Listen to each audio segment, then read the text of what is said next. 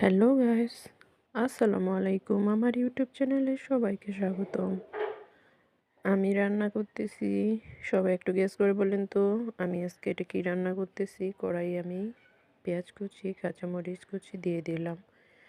খানিকটা সময় নেড়ে নেওয়ার পরে আমি কেটে রাখা আলুগুলোর টুকরোগুলো দিয়ে দিলাম। এরপর দিয়ে দিলাম আমি হলুদ গুঁড়ো ও মরিচ গুঁড়ো।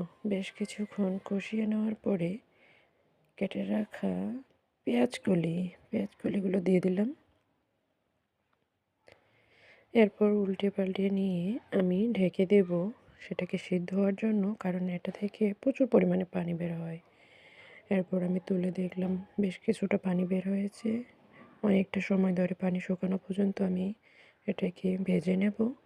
আমার ভিডিওটি আপনার সামনে আসলে আমাকে প্লিজ লাইক ও সাবস্ক্রাইব করবেন। টুকরো করা ধনেপাতাগুলো দিয়ে আবার নাড়ে চাড়ে নামিয়ে নিলাম।